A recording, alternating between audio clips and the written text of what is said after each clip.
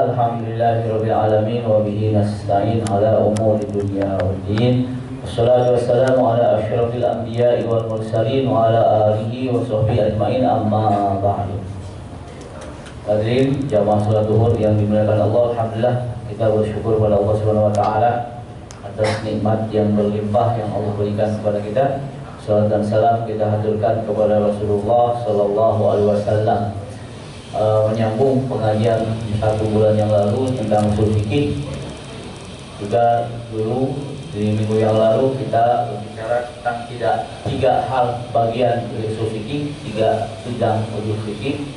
Mungkin hari ini melengkapi apa yang disampaikan minggu yang lalu, insyaallah. Terkadang dalam ayat Al-Quran tidak disebutkan secara spesifik sebagaimana yang kita dapatkan dalam fikih. Sekarang gini, ada beberapa minggu yang lalu seorang ulama di Mesir mengatakan dalam Al-Quran tidak ada ayat secara jelas mengharamkan zina. Orang kaget semua.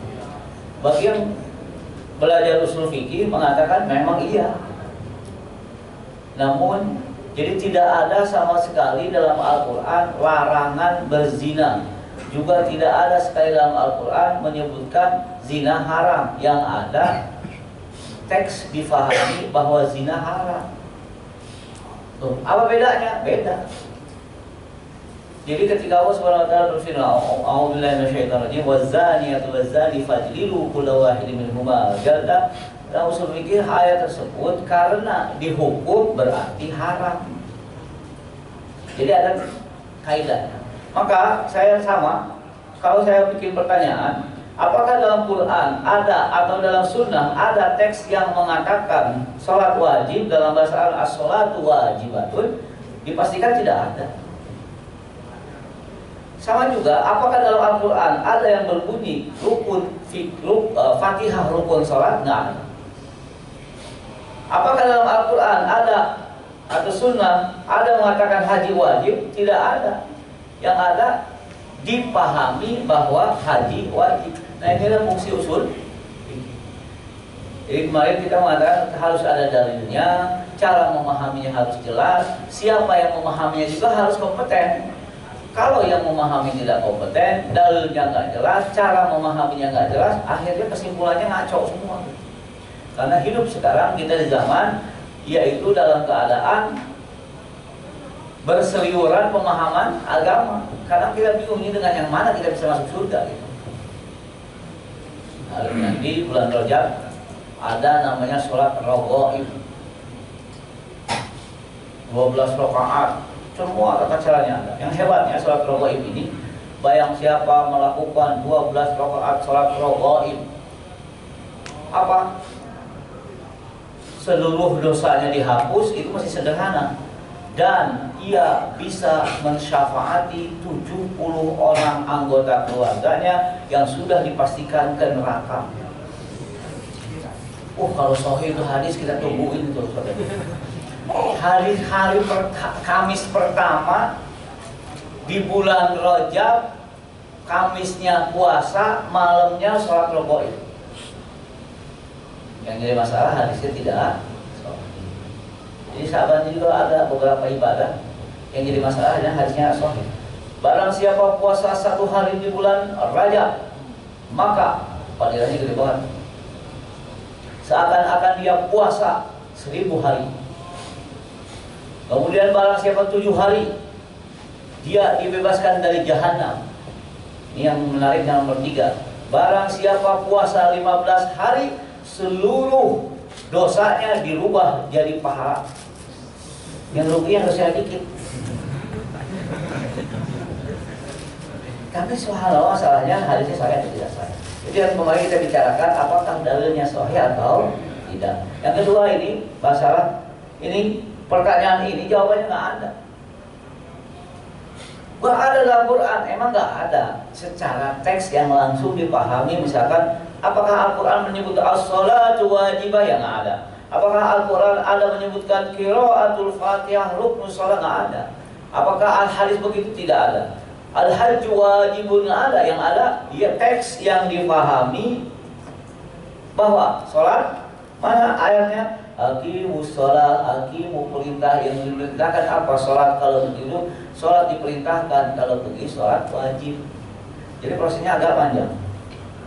Teks yang dipahami bahwa Fatihah rukun sholat apa? Tidak sah sholatnya kalau tidak membaca Al-Fatihah. Jadi yang dipahami Fatihah rukun sholat. Masalahnya tidak sah.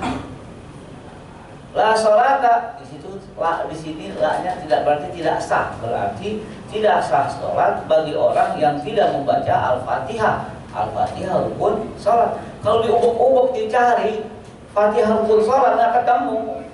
Yang ada adalah difahami. Maka benar tadi mengatakan tidak ada dalam Al-Quran larangan zina, dan tidak ada dalam Al-Quran zina haram. Yang ada apa? Teks yang dipahami zina haram. Masa nggak haram orang berzina dirajam? Itu nggak mungkin. Jadi teks yang dipahami. Jadi jangan kejebak. Wah ada. Kalau nggak ada iya, tapi yang dipahami oleh para fuqaha bahwa bahkan dalam hadis termasuk dosa besar adalah zina. Kalau begitu haram. Di sini teks yang dibawa bahwa haji wajib. Walillahi 'alan nasi hajjul baiti. Tidak ada haji wajib. Al-hajju wajibun, nggak ada. Yang ada walillahi 'alan nas. Teks yang dipahami bahwa haji wajib. Nah, masalah teks yang dipahami berarti membutuhkan cara yang baik dalam hal memahami teks tersebut. Yang kemarin disebutkan bagian kedua dari usul fikih adalah cara memahami. Nah, bagaimana cara memahami ini masalah. Oleh karena itu ada orang-orang liberal berusaha memahami Al-Quran dengan metodenya yang mereka ciptakan sendiri, akhirnya hancur. Yang pernah saya sebutkan bahwa mereka mengambil ayat Al-Quran untuk menunjukkan bahwa perempuan senang dengan perempuan itu ada dalam Al-Quran. Bagaimana? Zuyyina linnas, manusia dihiasi apa? Hubbus syahawat. An-nas berarti laki perempuan ya. Hubbus syahawat, manusia dihiasi dalam otaknya senang dengan syahwat. Minan nisa, dari perempuan. Tadi zuyyina linnas, linnas itu bisa laki perempuan. Sukanya apa? Perempuan, berarti memungkinkan satu. An-nas itu dua makna kan, laki-laki perempuan. Laki senang perempuan atau perempuan senang perempuan, berarti Al-Quran membolehkan perempuan senang perempuan. Ada konteks indahnya perkawinan sesama jenis. Salahnya apa? Qurannya atau masalahnya apa? Cara memahami. Cara memahami yang jadi masalah. Nah ini kan maknanya. Oleh karena itu, untuk menjaga kemurnian pemahaman agama dengan baik, ada cara memahami yang baku. Khusus dalam fikih namanya usul fikih, caranya jelas. Dan itu sudah dibukukan. Ya kalau kita lihat bukunya juga tebal-tebal, sudah tebal, jilidnya banyak lah. Nah jadi di sini memang cara memahami jelas. Ada dalilnya, sahih tidak sahihnya, kemudian ada yang namanya cara memahami. Maka hadirin usul fikih. Hadirin rahimahullah, ini hadis cuma begini saja, tata cara begini saja, tata cara sholat begini saja. Terus bagaimana? Ya fuqaha merubahnya menjadi tata cara sholat yang kita pahami sekarang. Jadi dulu nggak ada, Rasulullah mengumpulkan hadis-hadis tentang tata cara sholat, nggak ada, keluar begitu saja. Cuman para sahabat ngumpulin, oh ini kumpulin. Jadi menjadi sebuah bab, yaitu bagaimana tata cara sholat. Kok ulama mengatakan, yang menarik hadis ini, ada orang masuk sholat, kemudian kata Rasul, ulangi sholat tadi, ulangi, udah 3 kali. Rasulullah, saya nggak bisa apa-apa, tolong ajarkan saya sholat. Fa'alimni katanya, tolong ajarkan saya sholat. Hadis ini, dan coba ada orang minta ke Rasulullah ngajarin sholat. Rasulullah mengatakan, idza qumta ila sholat fakabbir. Kalau kamu mau sholat, takbiratul ihram. Ada angkat tangan? Tidak ada. Ada sejajar dengan bahu? Tidak ada. Ada meletakkan kanan di atas kaki kiri? Tidak ada. Ulama memahami apa? Berarti kalau sholat Allahu Akbar, nah begini nggak angkat tangan sah. Kenapa? Yang lain cuma sunnah, yang rukun cuma Allahu Akbar doang. Allahu Akbar. Buktinya Rasulullah diminta ngajarin sholat cuma ini doang. Jadi nanti dalam hal itu ulama membedah mana yang wajib, mana yang rukun, mana yang sunnah. Rasulullah ajarkan saya sholat cuma begitu. Allahu Akbar. Mana angkat tangan? Nggak ada. Mana sejajar? Nggak ada. Mana? Nggak ada. Terus kata Rasulullah, Sumakroh mataya sama akan Al-Quran. Kemudian baca Al-Quran, yaitu Al-Fatihah. Berarti Al-Fatihah. Sumarka nggak pakai apa-apa. Yang penting cuma nina ruku. Kalau itu dah cuma nina. Kalau sujud cuma nina. Ulangi sholat berikutnya seperti itu. Berarti dicatat dalam hadis ini rukun-rukun sholat. Maka kalau sholat hanya sekedar rukunnya saja, nggak ada angkat tangan, nggak ada sejajar, nggak ada ini, nggak ada doa iftitah, nggak ada surat setelah Fatihah, nggak ada doa ruku. Oh mudah ya mudah. Yang penting ketika ruku jangan sampai terburu-buru. Tapi tumak nina cuma satu, selesai tumak nina. Kalau jatuh kadang-kadang. Jadi cara memahami, ternyata para fuqaha apa? Menginginkan fikih ini semudah mungkin. Yang memang ada indikasi nggak wajib dikeluarkan. Emang wajib dan nggak boleh, kecuali harus dilakukan, yaitu rukun berarti. Maka ngajarin orang biasanya dimulai dengan yang mudah-mudah dulu. Yang baru belajar salat ya silahkan yang rukunnya dulu lah. Nanti tingkatkan. Tapi yang tidak boleh adalah sesuatu yang sebetulnya sunnah kita wajibkan, itu nggak boleh kan? Sudah keluar dari konteks. Jadi hadirin rahimakumullah, ini tadi cuma begini saja. Maka di sini disebutkan tata cara sholat yang rukun-rukun saja difahami. Jadi kalau cari hadis-hadis Rasulullah, siapa yang mengumpulkan hadis-hadis itu? Para fuqaha, para mujtahid yang ngumpulin satu-satu. Dulu nggak ada, berserakan semuanya. Kapan dimulainya? Dimulai Abu Hanifah yang meninggal tahun 150 Hijrah. Berarti sekitar 1,5 abad setelah Hijrah, atau mungkin 140 tahun setelah Rasulullah meninggal, baru dibukukan yang namanya fikih. Bab sholat, bab puasa, sebelumnya nggak ada. Sebelumnya tidak ada. Diikuti oleh Abu Imam Malik, diikuti Imam Abu Syafi'i, baru Ahmad bin Hanbal. Sekarang ya memang sekarang sampai berjilid-jilid, sampai 30 jilid buku fikih. Nah, kemudian hadirin semua.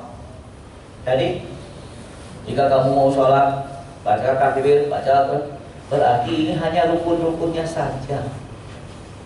Nah, kemudian rahimahullah, kemarin sudah ini ada 3 sisi usul fikih, ada dalil global, cara menggunakan dalil ijtihad yang kemarin kita sebutkan. Yang pertama, dalil global harus pasti dalilnya apa. Yang kedua, bagaimana cara menggunakannya. Yang tidak kalah pentingnya, siapa yang berijtihad, siapa punya pendapat. Jangan sampai yang punya pendapat, maaf, di Indonesia berbicara fikih tidak tahu bahasa Arab itu parah. Kesalahannya terlalu besar. Saya ingin memberi contoh saja bagi yang pernah hadir di book fair hari kedua atau hari Sabtu waktu itu. Hari kedua saya kira. Saya mendengarkan seorang memastikan bahwa ini berjudulnya salah menggunakan dalil. Wajib imunisasi. Wajib namanya imunisasi buat anak, itu imunisasi. Dalilnya apa? Dia membaca ayat tentang sakit hatinya orang munafik. Fi qulubihim maradun fazadahumullahu maradun. Di hati orang munafik ada sakit, kemudian sakit tersebut bertambah. Sakitnya sakit dalam penyakit hati atau penyakit medis? Penyakit hati. Tapi orang ini berbicara tentang apa? Pencegahan penyakit medis. Nyambung nggak? Nggak nyambung. Kenapa? Ternyata orang ini juga nggak ngerti-ngerti amat bahasa Arab. Bahaya. Kadang berbicara fikih kemana-mana bahasa Arab. Kenapa? Karena memahami itu tidak bisa dari terjemah. Memahami itu harus dari teks asli bahasa Arabnya. Al-Qur'annya seperti apa, bahasa hadisnya seperti teks Arabnya. Kenapa? Karena satu huruf dalam bahasa Arab itu mempunyai makna yang kadang merubah. Contoh begini, ketika dalam surat Al-Asr, wal asr innal insana lafi khusr. Terjemah bahasa Indonesia, manusia dalam keadaan rugi. Sebetulnya arti yang dalam bahasa Arab bukan sekedar manusia. Wal asr innal insana, alif lam itu berarti seluruh. Apa artinya? Seluruh manusia ada di neraka. Beda tidak? Manusia merugi dengan arti seluruh manusia di neraka. Kalau sekedar manusia kita berpikir mungkin kita nggak masuk. Kalau seluruh manusia, wah kita kena nih. Kenapa seluruh? Siapa yang selamat? Illa, kecuali 4 hal: iman, amal soleh, saling nasihati dalam kebaikan, saling nasihat dalam hak, saling nasihat dalam kebaikan.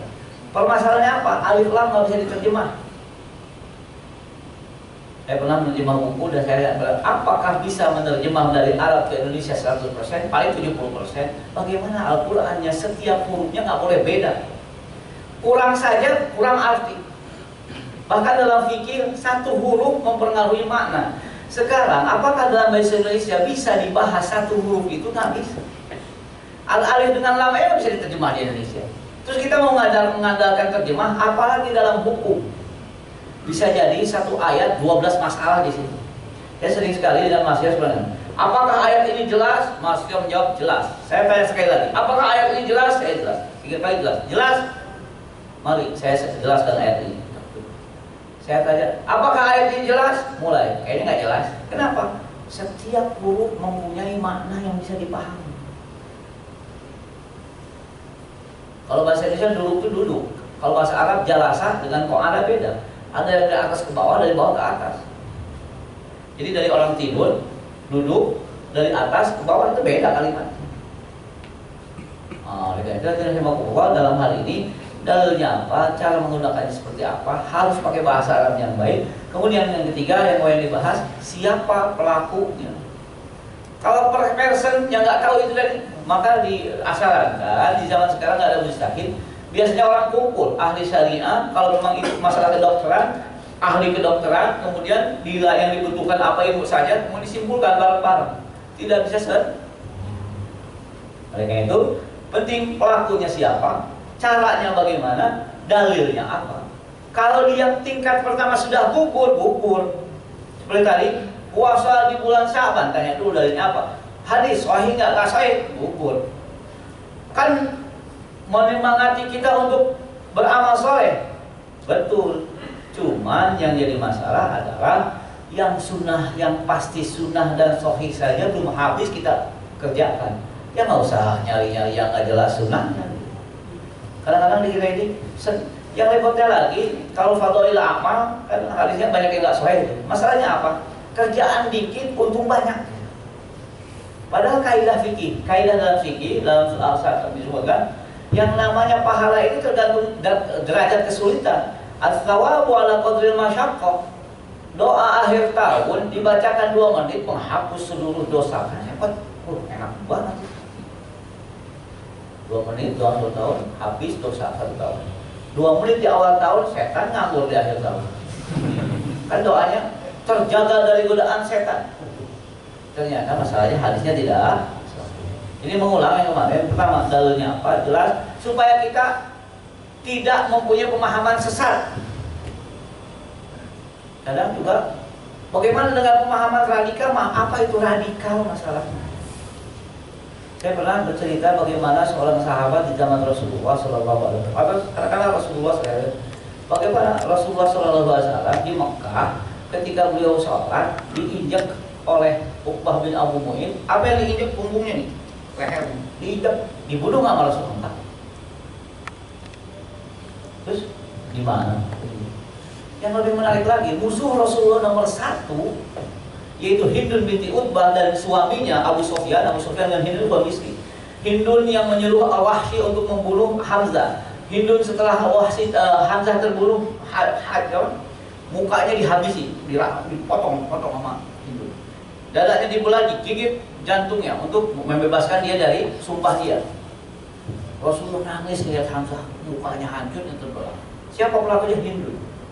Karena dakwah itu penuh dengan cinta, Hindun binti Utbah masuk Islam diterima oleh Rasulullah. Kalau saya pikir kalau saya gebukin dulu enak aja. Selama ini diuber-uber tiba-tiba masuk Islam. Ternyata dakwah ini bukan untuk membunuh orang, tapi untuk mengislamkan orang. Subhanallah. Kalau saya mikir, kalau jadi saya enak aja gitu. Jadi ketika Fatu Makkah Rasulullah Hindun menghadap Rasulullah ditutup mukanya, nggak ketahuan. Cuma dari cara ngobrolnya Rasulullah tahu ini kok pintar amat ya orang, perempuan pintar. Kamu Hindunnya? Hindun langsung bilang, asyhadu an la ilaha illallah Muhammadur Rasulullah. Kalau langsung dia bilang, mau dihajar dia asyhadu an la ilaha illallah. Ternyata apa yang terjadi? Ternyata dakwah ini dipenuhi dengan rasa cinta, bukan untuk menerakakan orang, tapi untuk membawa orang sama-sama ke surga. Keyakinan saya satu, beriman ke surga, nggak mau beriman ke neraka gitu aja. Tapi jangan sampai nggak beriman ke neraka juga ya salah gitu. Paling tidak Al-Quran tidak seperti itu. Nah, jadi lihat supaya pemahaman kita jelas, tidak salah, tidak sekte, tidak munharif, tidak kesana kemari, supaya apa yang Allah inginkan. Satu, dalilnya jelas. Dua, cara menggunakan dalil seperti apa. Tiga, atau metode memahami Quran seperti apa, memahami sunnahnya seperti apa. Yang keempat, pelakunya harus jelas juga. Jangan pelaku baru baca buku. Jadi kalau agama ini, maaf, kalau agama ini dibaca dari buku ibadah saja, isinya cuma ibadah. Kalau agama ini dibaca hanya dari buku sedekah saja, isinya sedekah. Kalau agama ini dibaca hanya dari sisi jihad bermakna membunuh, hanya membunuh saja, yang lain nggak ada. Padahal Al-Quran dimulai dari Al-Fatihah dengan An-Nas itu berbagai macam. Maka ada orang mengatakan begini, mungkin nggak kita sholat ngomong ekonomi? Gimana sih sholat ngomong ekonomi? Ya mungkin lah, ayatnya ayat ekonomi. Mungkin kita sholat ngomongin hutang? Ya iya, orang ayat tentang hutang paling panjang lah kayak itu. Kalau kita baca sholat zuhur itu banyak banyak. Mungkin nggak kita berbicara? Mungkin. Dalam Quran ada seorang raja begitu adil namanya Sulaiman. Ketika kita sholat baca tentang Sulaiman, berarti kita berbicara tentang negara. Dalam Quran ada ayat tentang Fir'aun. Apa artinya? Kalau mau bahagia dunia akhirat, jangan dunia saya kayak Fir'aun. Dunia bahagia di akhirat bangsakan. Tapi harus kayak Sulaiman. Apa? Di dunia bahagia raja, kemana-mana kesejahteraannya. Kemudian tapi bertauhid gitu. Itu yang kita inginkan. Tapi kalau penawarannya hanya sejahtera dunia saja, akhirat nggak sejahtera, saya nggak mau. Kenapa? Ya paling dunia 100 tahun tuh belum bosan, nggak ada teman curhat. Coba yang hidup udah 100 tahun tuh bosan, ingin meninggal. Kenapa? Temannya nggak ada. Di akhirat, oh kita muda semua, umurnya 33, lagi kuat-kuatnya. Oh. Yang benar akhirat daripada. Ada yang mau sekali lagi, tiga hal ini. Sebenarnya saya membuat judulnya menjaga agama dari pemahaman yang menyimpang. Di antaranya tiga hal ini. Dalilnya apa? Metode memahaminya bagaimana? Yang terakhir, orangnya siapa yang ngomong? Jangan sampai sembarangan. Nah, ya di Indonesia subhanallah, subhanallah. Kemarin pelawak, kemudian jadi ustadz, pelawak lagi, anggota DPR. Mana bingung kita jadi. Jadi bukan hanya sekedar bisa berbicara. Hadirin rahimakumullah, kemarin yang kita bahas juga bidang kajian usul fikih. Sebetulnya bidang kalian pertama tentang apa itu hukum. Mudah-mudahan hari ini bisa kita masuk sedikit tentang pengertian hukum, siapa yang menentukan hukum, objek merasakan hukumnya itu kita, syaratnya apa, berakal, syaratnya paham, syarat apa, apakah orang gila kena hukum, apa semua kena. Kemudian juga perbuatan yang Allah perintahkan kepada kita sebatas, bukan sebatas, dalam batas kemampuan kita. Kalau dibilang sebatas kemampuan, itu masalahnya relatif. Kenapa nggak puasa? Oh kalau kita tanya puasa nggak kuat semua. Maka dalam batas kemampuan, bukan sebatas kemampuan. Karena dalam Al-Quran mastata'tum itu bukan sebatas kemampuan.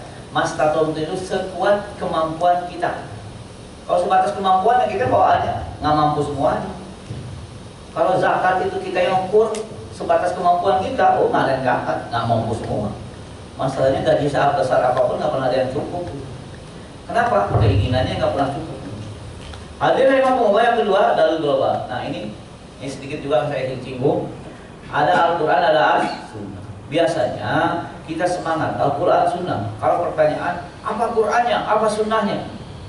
Saya sering kali ketika mendengar sesuatu, mana Qurannya, mana Sunnahnya? Yang mungkin karena pemahamannya baru Al-Quran dan Sunnah. Ada dari lain namanya ijma. Ada dari lain namanya ijma. Ini menarik. Satu hari ada orang ini yang mungkin dia berbau Syiah ini. Apakah ada ayat dalam Al-Quran dan Sunnah yang memerintahkan untuk mencintai sahabat? Kan jebakan bed. Coba cari. Apakah ada ayat dalam Al-Quran atau As-Sunnah yang memerintahkan untuk mencintai sahabat? Kenapa kalian mengatakan barang siapa mengkafirkan sahabat kafir? Mana Qurannya, mana ayatnya? Ayo kan nanti. Ada nggak? Yang nanya ini kayak udah neliti sana kemari ada. Cuma tidak bisa memahami apakah ada ayat atau sunnah yang kita pahami mencintai sahabat wajib. Itu lain lagi. Apakah ada ayat atau sunnah yang dipahami bahwa mengkafirkan sahabat sama dengan kafir? Kalau itu banyak. Tapi kalau kata Al-Quran berkata cintailah para sahabat, ya nggak ada. Yang ada kalau kita dikasih orang ini bersikeras, saya bilang nanti dulu, semua ijma umat ini sepakat harus mencintai sahabat, kemudian menghargai sahabat. Kenapa? Subhanallah, diantaranya kalau tidak melalui sahabat kita dapat apa? Syiah mengatakan sahabat kafir, kemudian kita mendapat dari siapa sahabat? Hadis dari siapa kalau sahabat kafir? Hadis. Tata cara sholat dari siapa? Dari sahabat. Jadi biasanya diantara dalil yang dipakai adalah al-ijma, kesepakatan seluruh ulama bahwa mencaci sahabat adalah termasuk kufur. Maka Syekh Utsaimin mengatakan begini. Ada orang mengatakan, maaf, ini komentar Syekh Utsaimin dalam syarah penjelasan Riyadhus Shalihin. Beliau mengatakan ini, barang siapa menganggap azan awal Jumat adalah bid'ah, satu, dia sudah confirm, jadi mencela siapa Rasulullah, mencela sahabat dan mencela Utsman. Kenapa? Karena Rasulullah bilang alaikum bisunnati wa sunnatul khulafair rasyidin. Apapun yang dilakukan oleh sahabat berarti itu pemahaman sahabat, berarti itu benar. Masa dalam konteks seperti itu dibolehkan mencaci sahabat, mengatakan pendapatnya salah, ya nggak boleh. Apalagi mengatakan bahwa sahabat adalah tidak perlu dihormati. Ashabikan nuju, banyak sekali baik itu sahabatku bagaikan bintang. Kalau kita bintangnya Lionel Messi, tapi kalau sahabat bagi orang mukmin bintangnya sahabat. Ashabikan nujum, di ayyim iktadaitum. Hadis ini pun mengatakan ikuti sahabat. Apakah dalam makna itu ikuti sahabat silakan diperintahkan, membenci sahabat dibolehkan? Ngaco. Jadi kadang-kadang jebakan seperti itu. Ya, saya bilang begini, tanya setelah diskusi, saya bilang masalahnya kalau tidak tegas dengan Syiah, biasanya Syiah.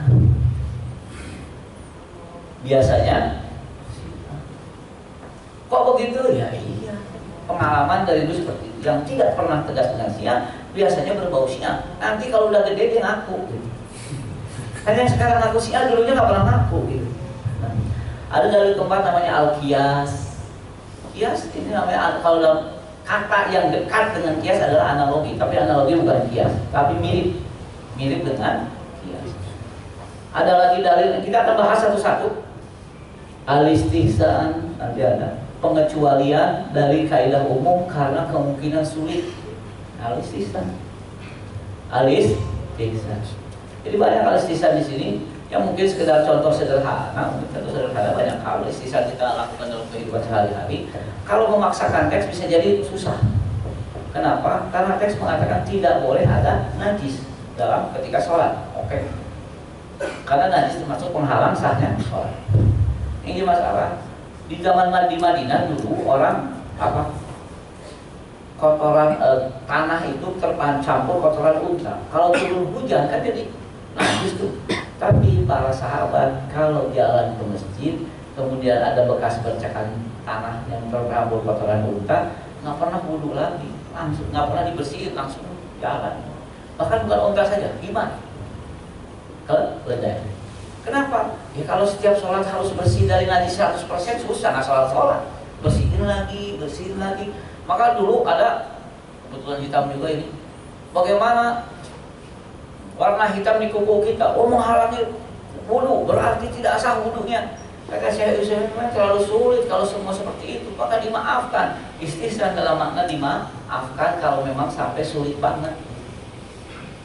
Ya, kalau yang tidak bisa dihindari udah mah. Kalau tidak pakai istihsan. Tapi insya Allah satu persatu akan kita bahas. Masalah mursalah, satu galau, urus semuanya. Contoh masalah mursalah, bagaimana membunuh hukumnya? Membunuh hukumnya haram. Tapi kalau membunuh, kalau tidak dibunuh 50 orang meninggal, bagaimana? Ada sopir bus, keadaan turun, ada nenek-nenek lewat. Kalau diremnya habis yang 50, kalau nggak direm nenek-nenek yang cuma meninggal.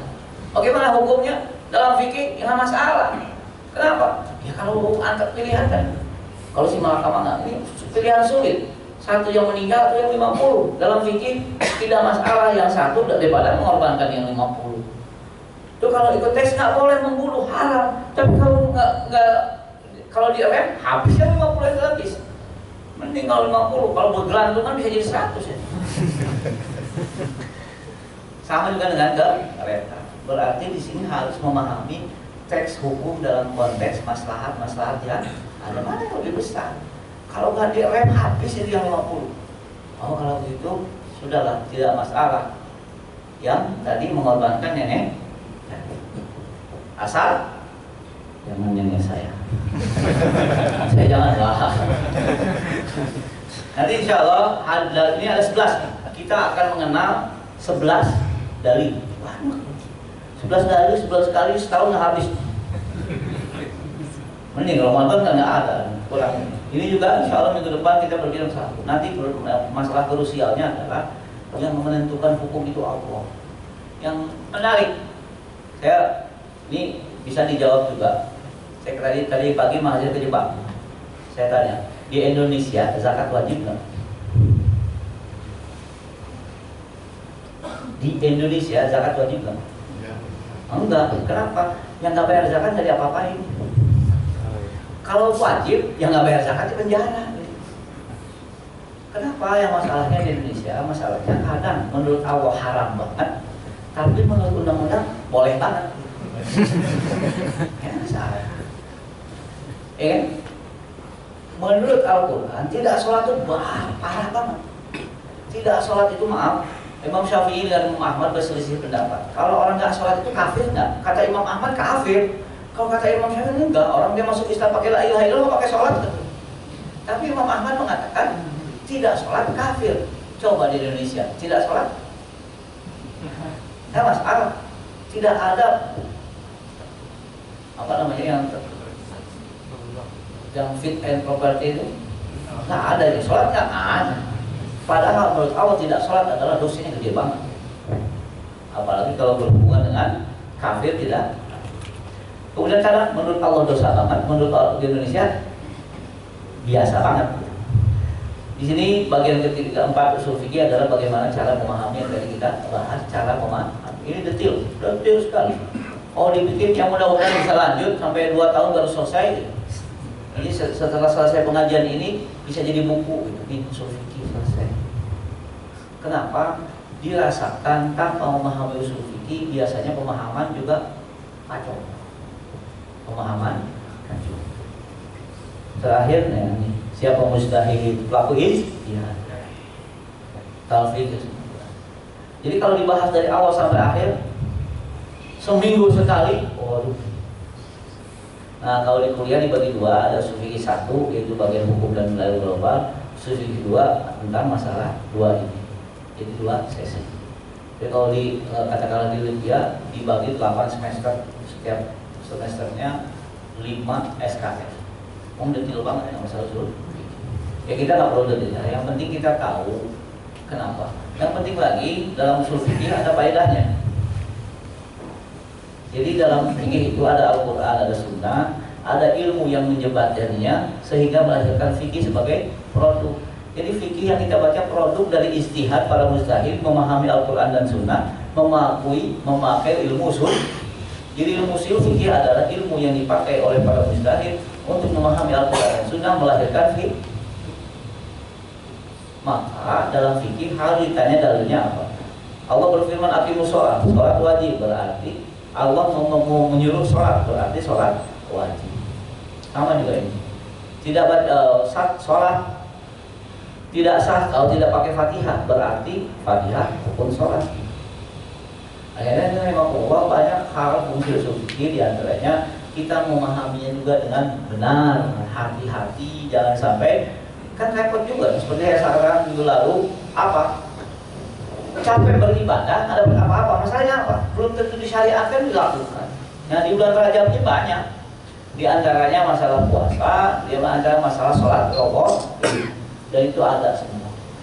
Namun rogoib dipastikan bid'ah, kemudian juga puasa tadi hadis-hadisnya banyak yang bid'ah. Secara umum Rasulullah mengatakan puasa terbaik adalah puasa di bulan haram. Bulan haram diantaranya Rajab, Dzulqa'dah, Dzulhijjah, Muharram. Jadi kalau mau puasa di bulan Rajab dalam konteks puasa yang terbaik setelah bulan Ramadan. Boleh. Tapi kalau lihat pahalanya jangan, karena bukan pahala, tapi fadhailnya kenapa enggak sahih fadhail. Kalau seandainya sahih, wah kita untung banget.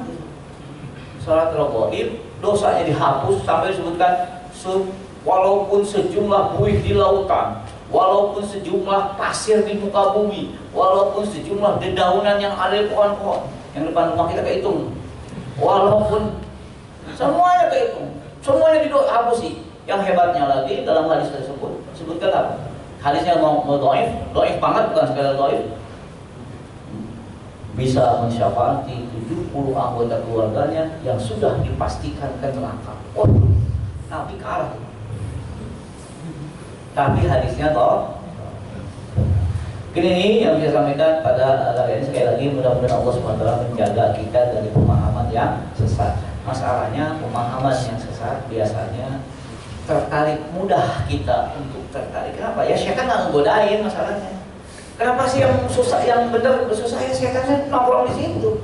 Tidak ada setan kecuali jalan yang lempeng. Aku dan dalam siratal mustaqim. Kalau jalan yang lempeng, setan bukan ngegodain lagi, udah nggak usah digodain di situ. Maka mudah lewatnya. Oh banyak yang tertarik. Jalan yang lempeng tuh banyak yang tertarik. Silakan aja kalau ada dangdut, kan nggak usah dihukumin. Kalau ada pengajian, capek pun itu yang teriak-teriak nggak ada yang datang. Kecuali kalau memang yang ngajinya juga bisa berperan seperti artis. Alhamdulillah. Sekali lagi mudah-mudahan Allah SWT menjaga hati kita, kehidupan kita, menjaga kita dari pemahaman yang tidak benar, sehingga kita berharap dengan pemahaman yang benar ini menurut Quran dan Sunnah dan perangkatnya kita bisa berharap pahala dari Allah, berharap ketemu Allah, berharap surganya Allah, berharap dibebaskan dari nerakanya Allah. Ada pertanyaan? Silakan kalau lihat mau ditanyakan. Ya silakan. Kita tahu ada 4 masalah besar. Tentunya waktu beliau masing-masing mempromosikan fikih, tentunya dengan dalil-dalil dan pengalaman yang luar biasa. Kita tahu masih ada perbedaan pendapat yang jelas. Pertanyaannya sekarang untuk kita, adakah larangan untuk berpindah-pindah mazhab? Karena mengingat bahwa pengetahuan kita tidak sedekat itu. Karena ada pernah saya dengar ada yang men-challenge gitu bahwa ini kenapa mazhab ini menolakkan hukum seperti ini karena dasarnya ini. karena kemudian membanding-bandingkan dengan mazhab lain. Terus mereka mulai berijtihad sendiri, sehingga satu hukum mengikuti mazhab ini, lain hukum mengikuti mazhab ini. Nah, pertanyaannya boleh nggak kita berpindah? Nah, secara umum hadis ada ayat yang disebutkan oleh Allah Subhanahu Wa Taala dan fasalu ahla dzikri in kuntum la ta'lamun. Kalau nggak tahu tanya ahlul dzikri. Tapi tidak pernah ada kalau nggak tahu tanya Imam Syafi'i, kalau nggak tahu tanya Imam Malik, nggak ada. Tapi ahlul dzikri. Sekarang siapa yang kita anggap ahlul dzikri? Tanya. Yang menguntungkan bagi kita kalau seandainya derajatnya adalah muqallid, masih hanya sekedar ikut saja, tanya siapa saja, boleh ambil pendapat siapa saja. Tapi jangan sampai membandingkan 4 mazhab, misalkan yang mudah yang mana? Mudah. Akhirnya ambil yang mudah-mudah saja. Kalau yang ambil mudah-mudah saja, biasanya kita jatuh kepada yang haram. Contoh gini, menikah tanpa saksi, mazhab Hanafi, udah nggak pakai saksi. Tanpa menikah tanpa wali, mazhab Hanafi, nggak pakai wali. Giliran masalah saksi, nggak mazhab Maliki, nggak pakai saksi. Giliran masalah diumumkan ke orang banyak, masalah mazhab Syafi'i. Akhirnya kita tanpa wali, tanpa saksi, nggak ada yang tahu. Jadi yang berdua itu hal itu nggak boleh kalau begitu. Maka pertanyaannya bagaimana pindah-pindah mazhab? Kalau pindah berdasarkan dalil yang kita pahami, silahkan. Tidak mewajibkan satu mazhab. Tapi kalau mau aman, saya mau bermadhab satu ya silahkan juga. Tapi siapa yang kuat bermadhab satu? Kalau beristri satu kuat. Kalau bermadhab satu itu yang ada tidak bermasalah. Murid Abu Hanifah dengan Muhammad Syaibani dengan Abu Yusuf juga beda dengan gurunya. Murid Imam Malik, Syafi'i istri murid Imam Malik beda dengan gurunya. Ahmad bin Hanbal muridnya Syafi'i pun beda dengan gurunya. Sebetulnya tidak mesti harus satu mazhab. Jadi kalau boleh pindah mazhab, boleh dengan dalil Imam Syafi'i nggak mazhab Maliki gitu. Dengan dalil Imam Ahmad nggak mazhab Syafi'i bikin sendiri-sendiri. Kenapa kita jadi nggak boleh? Oleh karena itu, kalau mau bermadhab silakan, kalau mau pindah madhab silakan, tapi dasar pindahannya bukan keuntungan. Contoh gini, ini kalau saya masjid itu kunut semua, terus kita kunut. Kalau saya nggak kunut nggak jadi ketua DKM, ya salah. Itu namanya kepentingan dunia, dan memang ada seperti itu. Oleh karena itu, ya sudah kita ambil menurut keyakinan kita. Kira-kira kalau semua ulama bilang ada semua kemungkinannya, jangan cari yang mudah-mudah, cari yang mudah jadi bahaya lagi. Tapi matma'anna ilaihil qalbu, menurut hati kita seperti apa. Nanti kita akan lihat perbedaan-perbedaan tersebut dalam bab-bab fikih. Kenapa? Permasalahannya sudut pandang berbeda. Permasalahan sudut pandang yang namanya saya sebutkan subuh vakum, lempeng. Ini mau tumitnya, mau jempolnya yang mana? Beda apa? Masalah sederhana. Maka yang lebih baik adalah perbedaan pendapat tidak mungkin dihindari. Selama ada dalil silahkan. Kalau nggak ada dalil cepat mundur. Kenapa? Nggak enak saya udah bertahun-tahun begini, padahal nggak ada dalil, nggak boleh, harus cepat keluar. Tidak ada. Seperti nanti ada suratnya Saban. Ada dalilnya nggak? Doif nggak? Kalau doif tinggalin gitu. Lokat rogoil. Banyak sekali di Indonesia dan menarik sekali dalam masyarakat kita lebih tertarik yang nggak sunnah daripada yang sunnah. Padahal yang sunnah belum habis. Coba hitung dari mulai bangun sampai tidur lagi. Banyak yang kita lakukan. Tapi kita cari lagi yang baru. Sudah nggak ada daripada yang ada yang belum habis, yang belum pasti. Nggak usah kita. Wallahu a'lam bishawab. Karena harus satu sudah selesai. Billahi dan taufiq wal hidayah. Assalamualaikum warahmatullahi wabarakatuh.